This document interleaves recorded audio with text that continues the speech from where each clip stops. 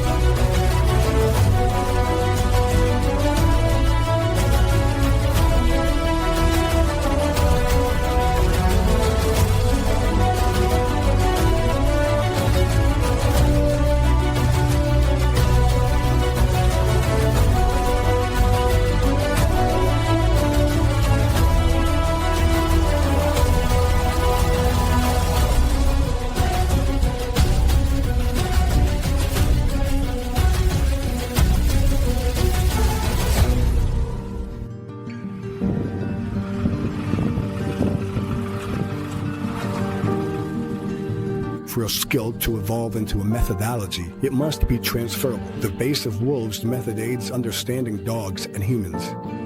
It must first and foremost be transferable, applicable, and executable by different people, all obtaining the same results. The base of Wolves' method was born to understand dog and human organisms, defining canine and human well-being scientifically to create helpful tools.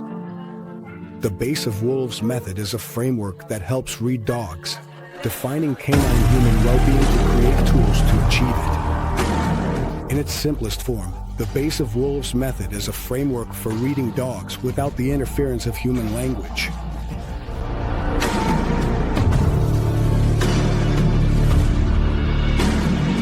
And even though our professional discipline is dog education, our methodology needs to be compatible and inclusive with all the other professional disciplines. Obedience training, sports competition, security in emergency bodies, protection, safety in canine intervention, grooming, or veterinary clinics, among others.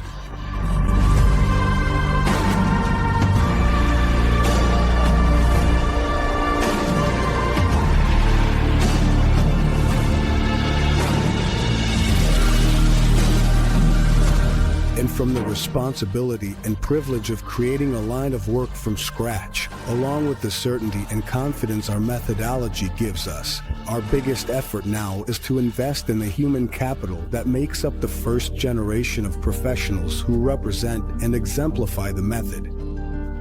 Base of logos. The kind of people who shape our vision for the professional future. The owner, who had him, bought him, but had issues with his son. He lunged at the kid and tried to bite him. They gave him up to the shelter. The dog lasted there for 4 years. He's a dog that doesn't get along with other animals, and with people, he's bitten several individuals. Yeah, even my partner. At home, he also bit another housemate who lives with us. Oh. Well, it turns out that, in her case, it was the first day the dog arrived at the house. I brought it to him as a surprise. He didn't know he was carrying it. They always told me at the shelter to see him. To do this, they never denied me anything. Always. All the information. Clara. But I made the mistake of trusting. And since I saw him too, I took away the leash. Clara. She arrived at the house, saw him, and the dog's excitement was contagious. He jumped up and bit her thigh. He didn't latch on, didn't start shaking, nothing like that, but he did bite down hard and broke the skin. That's right. A girl ran, the dog bit her, not severe. She ran from the kitchen to her room, playing with someone else, and the dog reacted and bit her. In that case, it wasn't as severe. Just a little scratch and that's it, but still with an attack. We tried various forms of positive reinforcement and nothing works. He even forgets his sense of smell, doesn't eat. The treats, no matter how delicious they are for him, don't matter. Out on the street, he goes completely crazy. He doesn't care how delicious they are for him. Out on the street, he goes completely crazy. But now you guys are leaving. They told us. On the street, he goes completely nuts. But now you're leaving, Rito. Of course. And what are you? No, we're taking the dog with us, always. There was never an option to leave the dog since day one. We've been planning this trip for about a year, and we'd never considered leaving the dog behind, right? We tried to seek help. That's why we're here. I think that from the line that you all are following here, it's hard to find. I don't think it's a secret. Right. But with the things that Mariana gives us, and what Alberto has given us, which we've already seen with Alberto, I think yes. But we don't have to stick to that path, but it's okay. A whole lot and more. In the 90s, and this was the third one, it stopped here. I didn't get it. But here, at 6267. From day one, without having any time, no. Go ahead with the car, because I think he's already suffered a lot in life to go through another abandonment. Later, yes. In the 4 years that it lasted. In the shelter, they tried to adopt him out. Twice, I think it was. Both times. They didn't come back because the same thing attacked kids or people and couldn't hold up. They don't. They vote or they'll see that they had a difficult adoption, that they had a tough adoption, that he would be old, that nobody would want him. Well, yeah, of course. We've always been people who, like you, have wanted the best for animals. I can imagine. Right.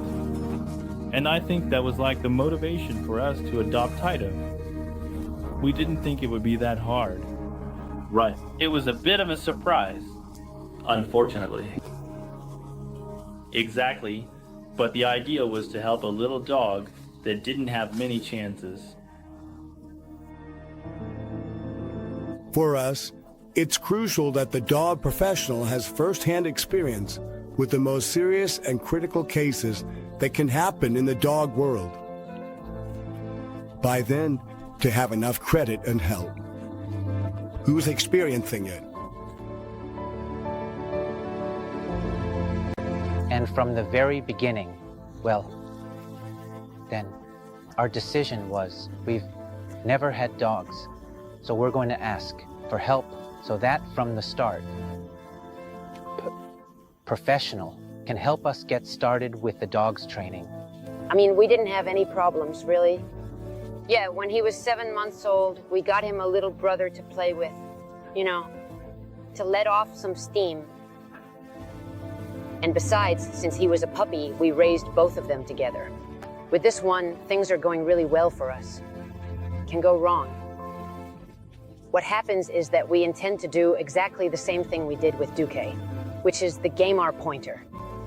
With Broly, it was just that Broly started having little issues that were out of line. At that moment, we were noticing things like the dogs were playing, but suddenly it would end in an attack. The dog, well, we were going to put the food down for dinner, and the dog just stands there in the kitchen. And the first thing he does when the other one comes by is to lunge at him. The only thing that happened is that those attacks escalated. I think I didn't really know how to approach it because the dog reacted to everything. He couldn't be around other dogs either. He gets home in 2 days. The dog goes into the kitchen because it was time to eat. And you couldn't even go into the kitchen. And we saw that from the beginning with the first trainer we had, it just wasn't working for us. So we turned to another person already at a professional training center.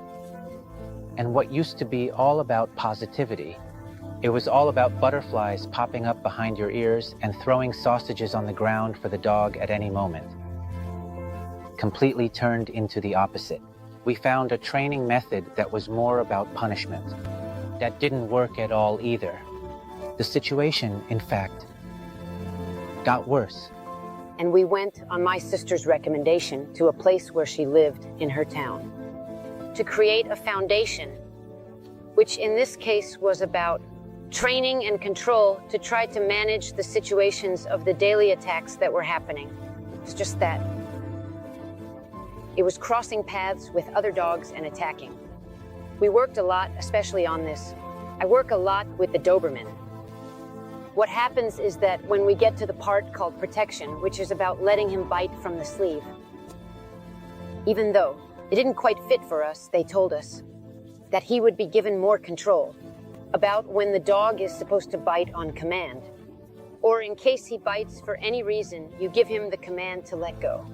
Of course, we were there, plus at that moment in our lives, we were overwhelmed because you see one thing in day-to-day life. Another one saw another. We were already creating conflicts between us, blaming each other for situations that one had managed better or worse. And the house was falling apart, but from the foundations. At a certain point, when the dog already had brutal obedience, and we decided to move on to the protection part. The dog starts biting. There was no control over the dog. And yet they insisted that this was the best way to help the dog when we were seeing that there was no help at all. Once we finished the intensive protection training, we went to see our family, Docuseries. Exhausted from training, Carmen, exhausted from training. We said to take 2 days off, but on the third day, there were 4 attacks in a row at home. The dog almost killed us. Until we reached this point already at a more advanced level, even at the level of competing. And it's true that the protection part with the sleeve, on top of that, they sold it to us as a bit of control. About the dog, it's also part of the discipline of competing. So, if you're going to compete, the dog has to do this. We were also a bit lost there. But we saw that, well, if they're recommending it, then hey, it might not be a bad option. At one point, we even considered putting the dog down because we saw no way out. It was going to kill the other dog. And it was an odyssey, everything. We were going to come out of this looking bad. I mean, it was a total mess. Our life fell apart. What started as an attempt to improve everything so that the little guy could have that escape route, just like we saw it, ended up getting worse. Making an effort to improve everything so that the little guy could have that escape route, just like we saw it. It all went downhill. There came a point when we said, well, I don't know, this was going to get out of hand. I mean, if I tell you, this might spiral. I mean, if I tell you, I was about to pack my bags and leave because when you have such a huge problem at home for such a long time, and I see some things in the dog for giving one of the dogs a chance. In this case, it's Broly, Carmen with Duque. And when I see that there's a problem with Broly, Carmen sees it in Duque.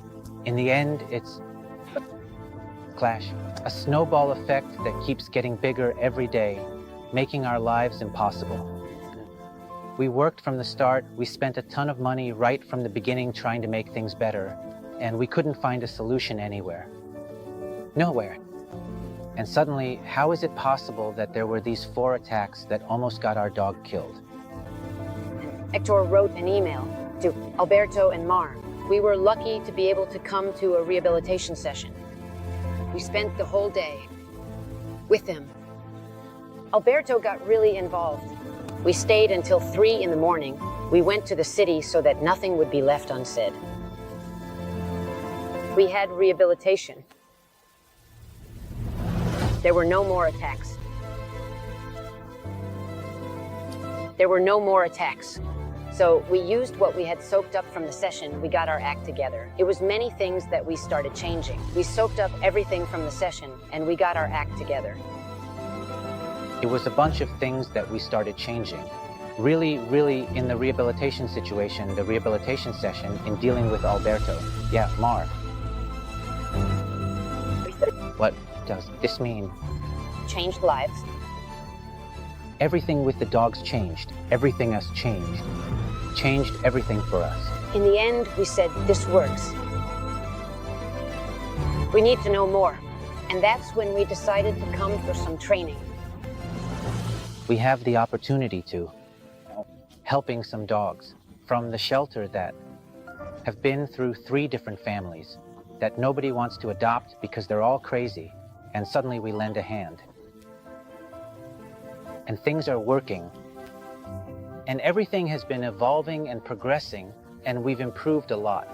We've been working hard, and we came for the training. Of course, and that was the springboard for us to really dedicate ourselves on a professional level. And here we are. It would be totally irresponsible to talk about our methodology with the conviction and certainty that we do. By presenting it as a completely valid methodology within dog training. If we hadn't spent years trying to find our own limits, and for 2 years, we've showcased our tools to try to prove if it's possible to reconcile.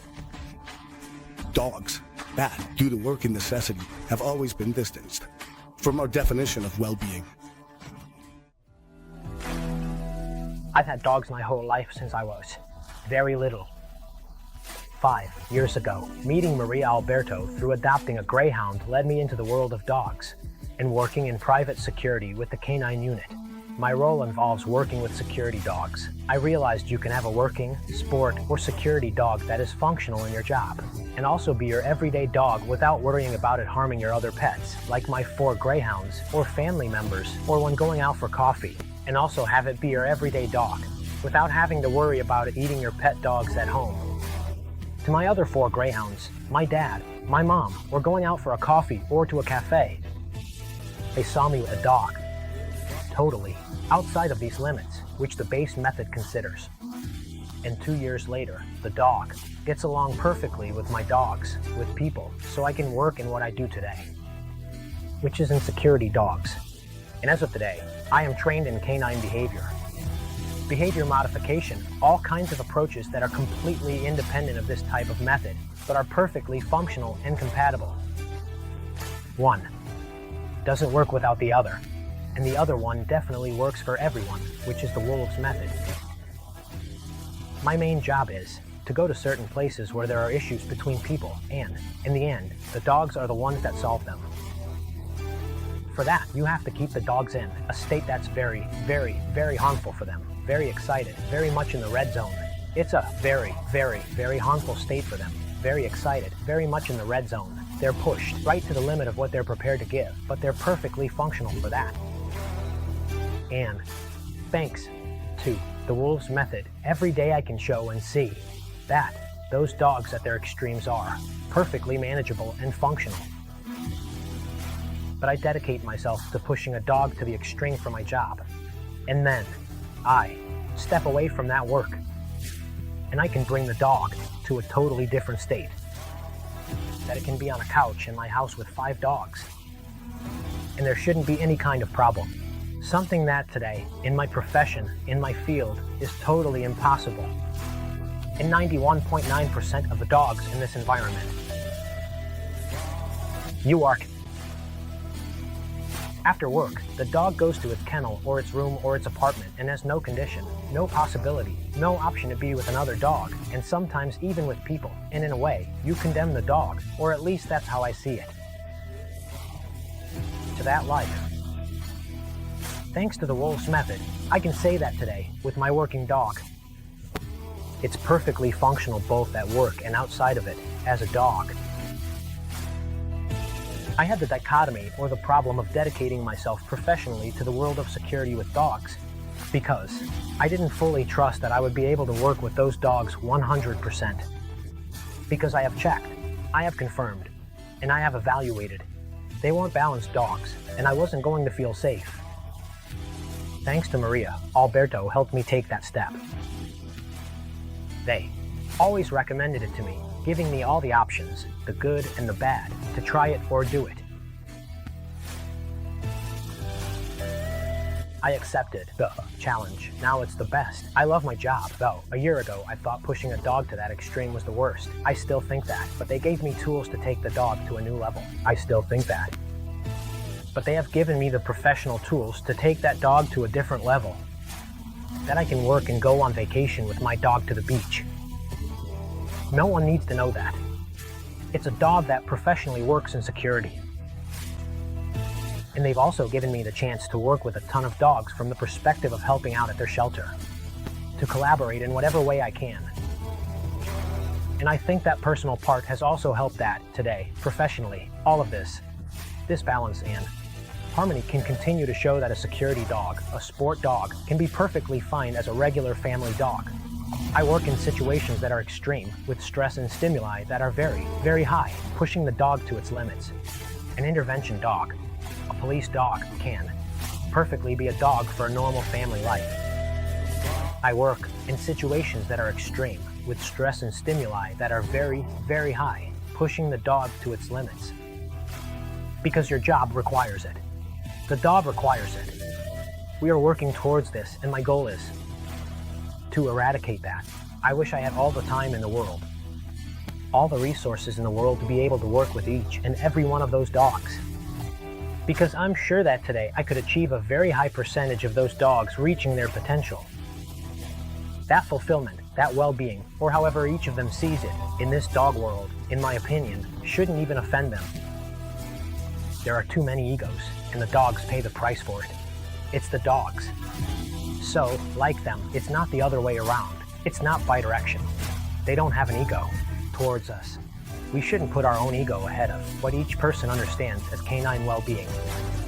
So I wish I could reach all those dogs in all those extremes. I would like those dogs who are the ones suffering the most, or at least that's how I've seen it, with a higher level of excitement than a familiar one, being able to get them out of there and ensuring that type of dog never exists again. Presenting our method to professionals in fields like obedience training and behavior modification or veterinary clinicians carries a responsibility and demands respect. When those professionals accept and transition to our methodology, it involves values and humility.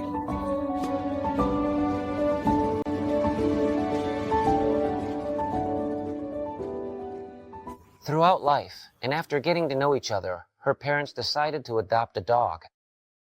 And well, there was a specific incident with Mari Carmen, my mother-in-law, where the dog attacked her twice and all that.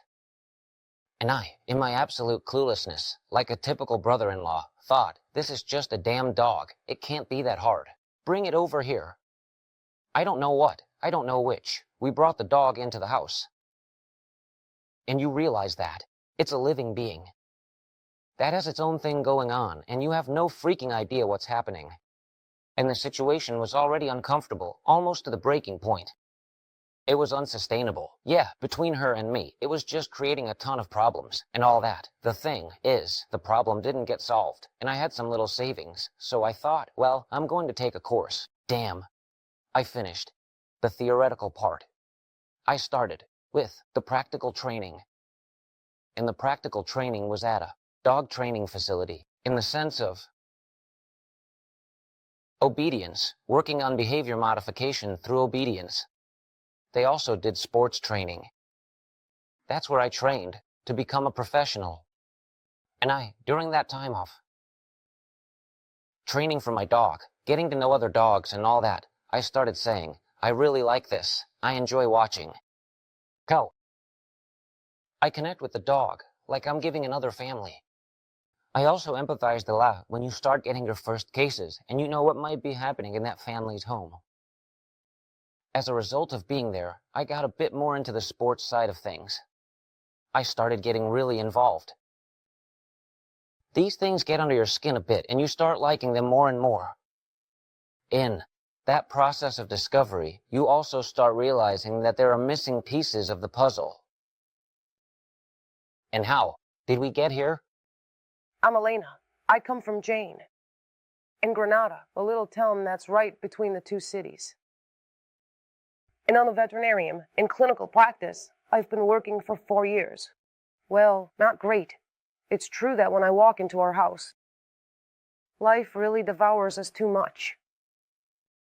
Because it's true that we also started experiencing the same thing as. I started doing it to my mom, so we didn't really know how to handle that either. Since he was in the professional world. It made me see things a bit more from the outside, and I noticed that something was missing because the dog wasn't responding. They were probably dogs that weren't easy. When you come across a challenging dog, it gets tough. Difficult situations require your presence. That's when it matters. When something tough or out of the ordinary comes your way, that's when you really need to be there. Because that's when it's needed. And that's when we couldn't manage it.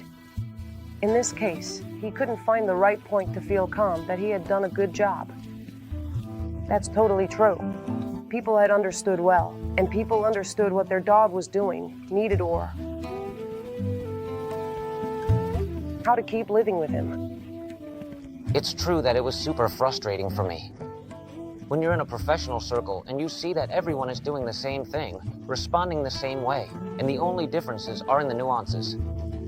Everyone is doing the same thing. Maybe I'm not good at this, causing frustration. Colleagues did mediocre work. I realized something was missing. I also don't know what, or I don't know which. But then I saw in my colleagues, or where I had trained, or I don't know what, that in reality they were doing the same botched jobs, or not botched jobs, that I could be doing with the dog.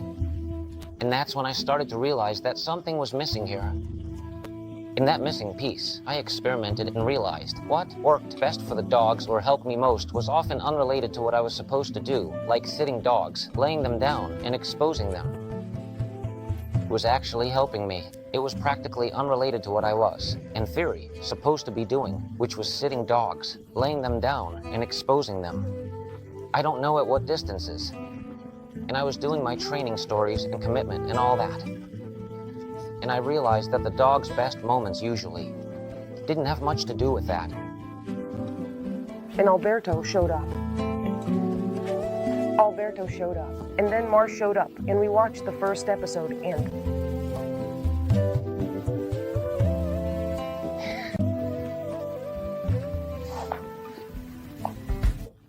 Actually, she tried to teach me, but I was at this peak moment, like with GP.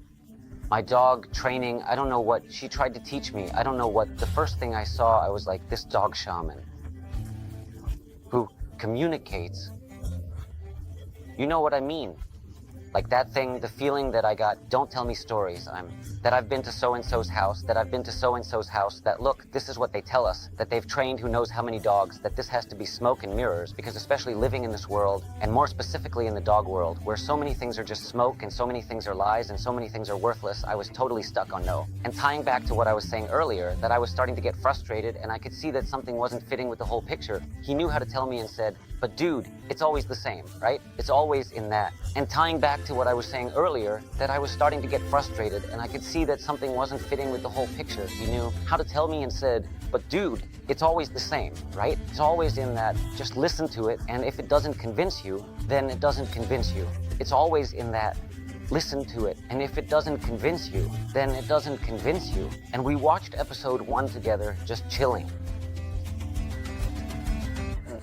The guy doesn't say anything because he doesn't explain how he works in the episode, but I noticed 3 to 4 details. Things that he was kind of hinting at. I don't know how to put it, a bit like suggesting, but without saying anything, all very sly. And watching the videos, I started to realize this son of a gun knows something.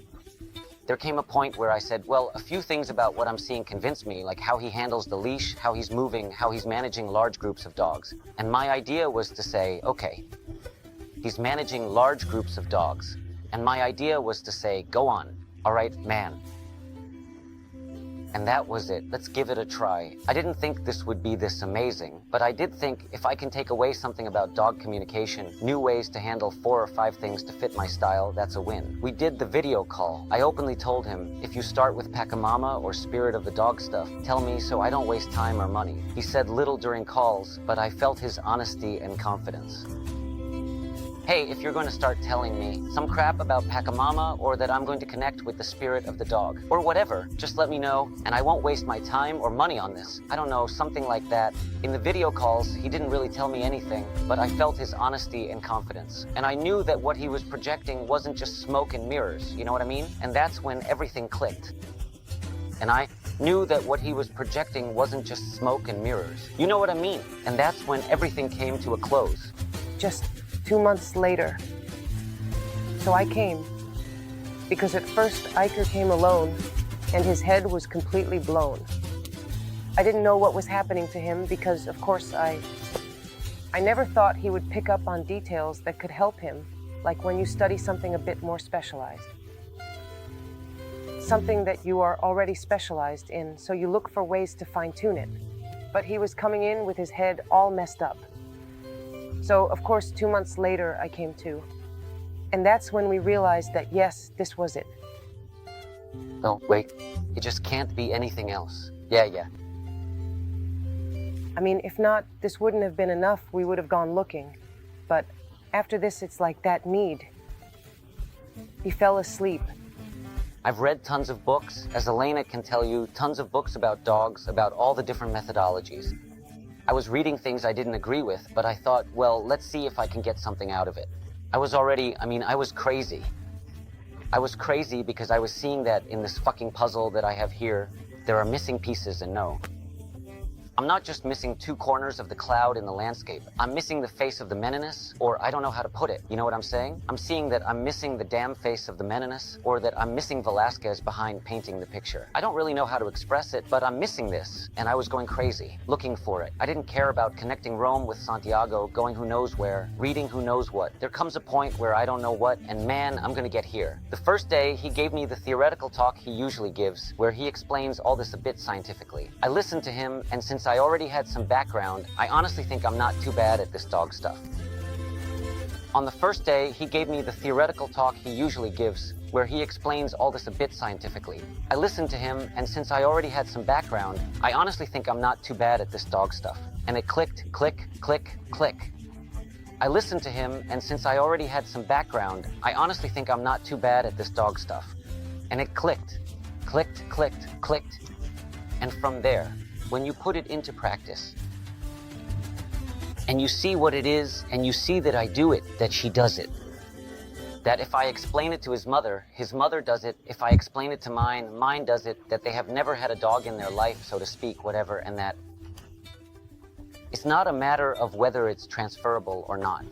It's just a matter of it being a reality that's there. And if you see it, you connect, you bond, you balance. I'll say it again, you can use whatever word you want, but it is what it is. You connect, you balance. I'll say it again. Use whatever word you want, but it is what it is.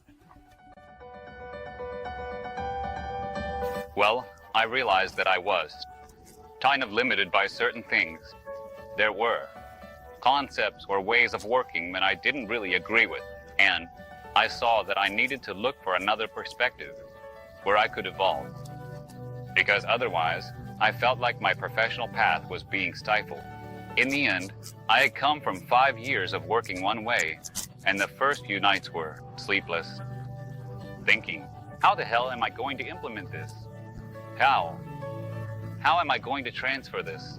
Is it transferable to an urban environment? And in the end, I left with the certainty that either I changed it or I stopped working. Hi, my name is Marion, and I'm currently a professional dog educator. I'm David, and I adopted a very complicated pit bull. I saw that the dog was not improving due to problems of not knowing how to handle the animal and how manage the whole situation that was going on. I couldn't get her to that point, and one day, the pit bull throws herself in. The face of my niece wears a muzzle, and as a result of not giving the animal the well-being it needed, everything that followed happened. She ate a sheet and caused intestinal trouble.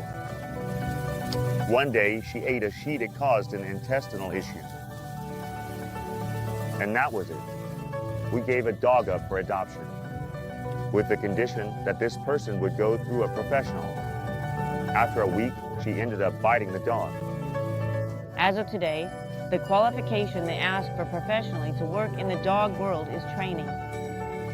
And for me, what I've studied is far from the well-being of the dog. The professional dog grooming is, for many dogs, the first and only point of contact with well-being. To their guides, it may seem like their dogs are happy. But the professional needs to know how to identify, because many times they aren't even close to the objective definition of well-being.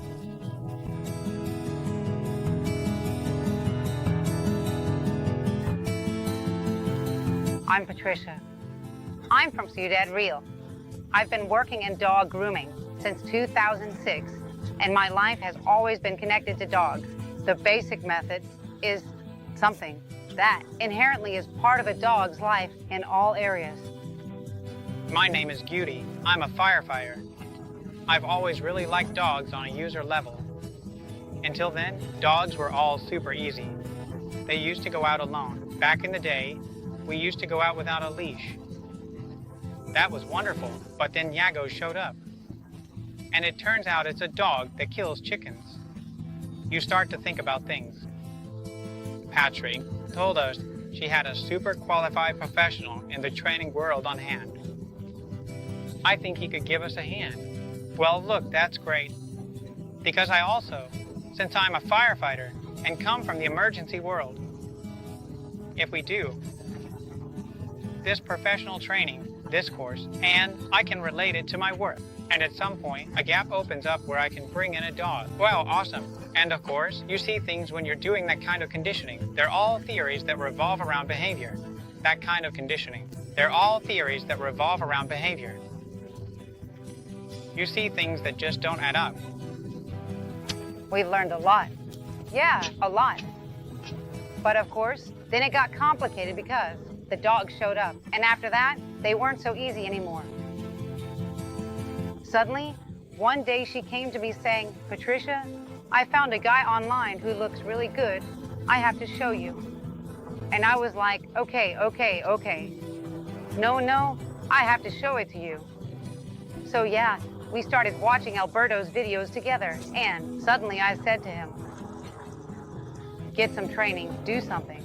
And he said to me, I don't know. I said, I'm going to look for it. And then I started looking. We came, and it was what we saw. The thing is that in the end, no matter how many trainings we did, there was still something missing, you know, that difference. It seemed like he could be here. And he was there. The good thing is that he was there. The point of the method is for you to understand the dog. That you neurologically understand what you have at home, that you understand it and provide it with well-being. Is there anything more natural than that? No. Well, that's why it's the foundation. And that's why it's something that you can then do whatever you want with the dog. From there, you can do whatever you want. But seriously, it's a game changer. There's a before and an after. When you start looking at the dog through the lens of the foundational method and begin to give that dog what it needs. You say, what use is there? When you have a stable dog, you build the house on that base. Or a chalet, but you have a solid foundation to build on. I know that families will live immensely better with their dogs at home and will create a truly peaceful atmosphere. Ideal. Is it possible thanks to implementing the method? I'm very clear about it. Look, I've been working with dogs for 18 years. That's a long time. And I've seen a lot of things in 18 years. And I haven't just seen it in Spain. I've seen it in Europe. I've seen it on other continents. Because of my profession, I've traveled a lot and worked in many places. This has to expand and reach a lot of people. I wouldn't have trusted this method if I didn't see it so clearly. It's observable. It's palpable. It's not. Wow, it's just that this is something that doesn't. With some dogs, yes, others no. Some can do it, others can't, no. It's that everyone can do it. It's for any dog and for any moment in the dog's life. And from there, you add whatever you want. Way understanding. It's a way of life. A human-canine bond is a way to understand it. It's a necessary skill to be with dogs. Another challenge we face as a methodology is the ability to transfer our method to other shelters, kennels, or rescues in Spain. Having the ability to rehabilitate and facilitate the adoption of hundreds of dogs that are currently homeless. Before learning the foundational method, dogs had issues. Few could walk dogs there for years. Dogs that had personal issues, both as a volunteer and a professional. I wasn't really seeing results. I wanted to train because when I was a volunteer at the municipal shelter in Torrevieja, there were some dogs that had been there for 10 or 12 years, and during that time, only 4 or 5 people could take them for walks or have access to them. In situations where I didn't have that tool or didn't know where to go, what to do or where to turn, or when the situation overwhelmed me and I didn't have that resource. The foundational method has given me those resources, and when you see the results, well, you really see them. What to do or where to go, or when the situation overwhelmed me and I didn't have that resource. The foundational method has given me those resources, and when you see the results, well, you really see them. You see it, and no one can argue with you about that. I mean, you're seeing the animal, it's doing well. The problem has gone away. Yeah, you see it even with your own. And what you do with other dogs is the same as what you're doing with your own at home. I think there's an important thing. That's a question I used to ask myself, one of the main questions I had and a doubt I had before coming here. I used to watch the videos, see the images, an idyllic place, a place where everything is calm and everything is super cool. And of course, most people live in a city, in a town, in an urban area with cars and things that I didn't see in the videos. So my doubt was, how do I take this to a street, to a park with dogs, cars, bikes? And of course, most of us live in a city, in a town, in a metropolis, cars, things that I didn't see in the videos. So my question was, how do I take this to a street, to a park with dogs, cars, bikes? If those dogs don't have that, well, it's no wonder they're doing well. That doubt, Alberto just tossed it to the ground, and I've seen it for myself. It doesn't matter if you live here in Madrid on the busiest street or if you live in the Pyrenees. And what you see, and what Alberto tells you, it fits perfectly. You can listen to it and have him explain it to you, and you're like, yeah, that makes sense. It fits perfectly. You can listen to him and have him tell you and what you're saying. But then you see it, and once you've seen it and it's backed by science and biology, there's really nothing more to discuss. Alberto has a shelter with 50 or 60 dogs that can't be anywhere else, and professionally, through reports from ethologists and veterinary workers, they were going to be euthanized. Alberto has them here with other dogs. I've been with those dogs that have killed other dogs, have attacked people, but they are not suitable for adoption, but they shouldn't be euthanized. Attacked people, but they are not suitable for adoption, but they shouldn't be euthanized. I mean, that intention to help Alberto, and that at minute 1 he says, this is the method, this works, this is how to help dogs. And what I need is people who can help dogs because I can't do everything. I don't franchise this, I don't charge anything for this, I don't want a damn penny from people who are helping dogs.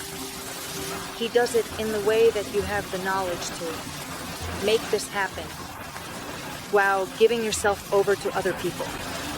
Being able to feed yourself and live while helping, I think there's nothing greater than that. There has to be a social change aimed at the well-being of animals.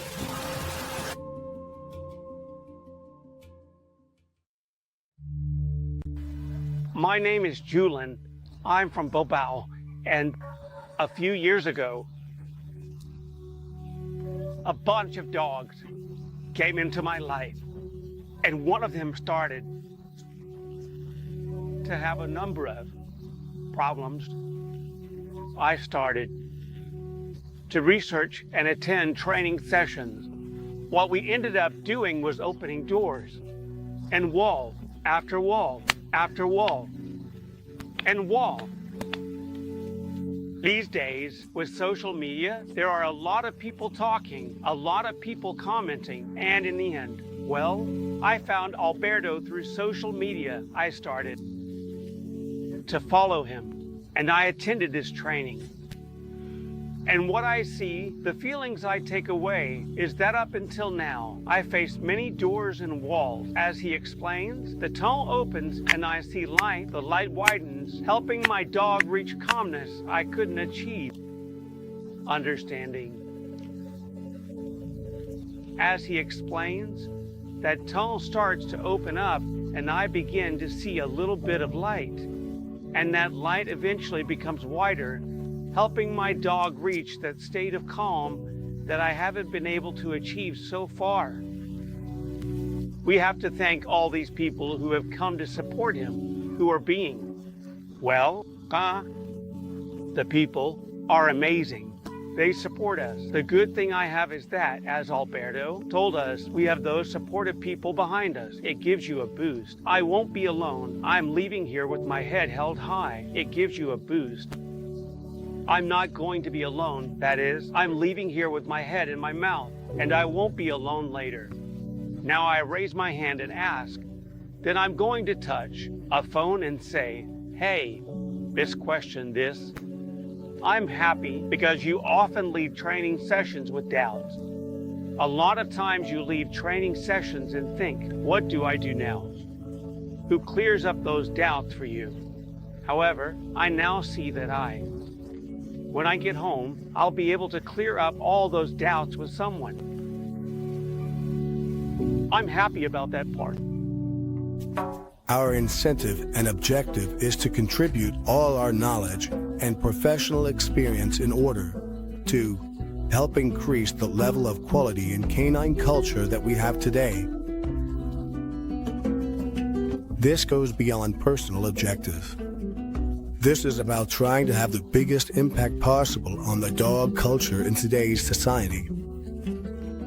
Trying to reverse the social crisis that lists the dog world in Spain, abandonment, mistreatment, euthanasia,